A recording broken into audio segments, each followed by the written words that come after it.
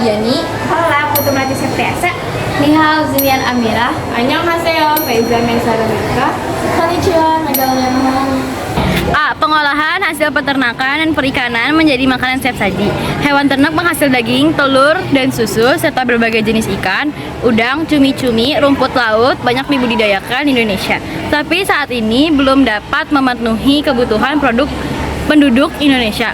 1. Jenis ikan, udang, cumi-cumi, rumput laut, daging, telur, dan susu. A. Ikan. Yang pertama, ikan perairan air tawar. Ikan perairan air tawar terdapat 3, yaitu ikan lele, ikan mas, dan ikan bawal. Yang kedua, ikan perairan payau. Ada 2, yaitu ikan bandeng dan ikan kakap. 3. Ikan perairan laut. A. Ikan tuna. B. Ikan tenggiri. C. Ikan kembung. D. Udang. 1. Udang jerbung. 2. Udang flower. 3. Udang widul. 4. Udang cokong. 5. Udang dogol. 6. Udang kucing. 7. Udang barong. 8. Udang rebon. E. Cumi-cumi. 1. Cumi-cumi sotong. 2. Cumi-cumi karang. 3. Cumi-cumi belakutat. F. Rumput laut. B. Daging. 1. Daging ayam. A. Ayam kampung. B. Ayam broiler. 2. Daging sapi. 3. Daging kerbau. 4. Daging kambing. 5. Daging babi. C. Telur. 1. Telur ayam kampung. 2. Telur ayam broiler. 3. Telur puyuh. D. Susu. Manfaat ikan, udang, cumi-cumi, rumput laut, daging, telur, dan susu. Manfaat ikan omega 3 untuk proses perkembangan fungsi syaraf dan penglihatan bayi. Manfaat udang, kandungan vitamin B12 yang dapat memenuhi kebutuhan harian tubuh, yaitu 78%.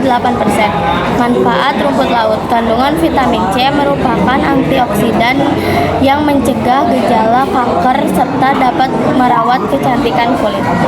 Manfaat daging, berperan untuk perkembangan dan memperbaiki seluruh sel tubuh kita yang rusak atau aus. Manfaat telur, telur mengandung 80% kalori, karenanya dapat menambah berat badan. Manfaat cumi-cumi, kandungan omega 3 yang merupakan salah satu asam lemak tak jenuh dapat menurunkan kolesterol. Metode pengolahan. Yang pertama, merebus, itu dengan cara melunakan atau mematangkan bahan makanan ke dalam cairan dengan temperatur 100 derajat Celcius. Yang kedua, mengukus, itu bahan makanan dengan uap panas dari rebusan air yang ada di bawahnya. Yang ketiga, menggoreng, itu adalah metode memasak dengan cara memasukkan bahan makanan ke dalam minyak panas. Yang keempat, membakar, itu dengan cara dibakar langsung di atas bara api. Yang kelima, memanggang, itu metode masak bahan makanan dengan menggunakan udara yang panas. Ada tahapan pengolahannya. Yang pertama, perencanaan. Yang kedua, persiapan alat dan bahan. Yang ketiga, proses pembuatan. Yang keempat, penyajian. Yang kelima, evaluasi. Penyajian dan pengemasan. Tujuan pengemasan makanan adalah untuk melindungi si makanan dari benturan, menjadi daya tarik dan pembeda dari berbagai jenis dan merek makanan. A. Jenis kemasan.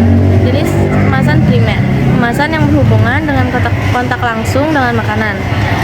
Jenis kemasan: 1. Kemasan primer, 2. Kemasan sekunder, 3. Kemasan tersier. B. Faktor-faktor dalam penyajian atau pengemasan. Yang pertama, sanitasi dan higienis. Yang kedua, cita rasa. Yang ketiga, warna dan tekstur. Yang keempat, alat dan kemasan. A. Alat penyajian tradisional. B. Alat penyajian modern. C. Kemasan tradisional. D. Kemasan modern. E. Penyajian dan kemasan yang dimodifikasi. 1. Jenis olahan pangan setengah jadi. A. Jenis olahan pangan setengah jadi dari bahan ikan.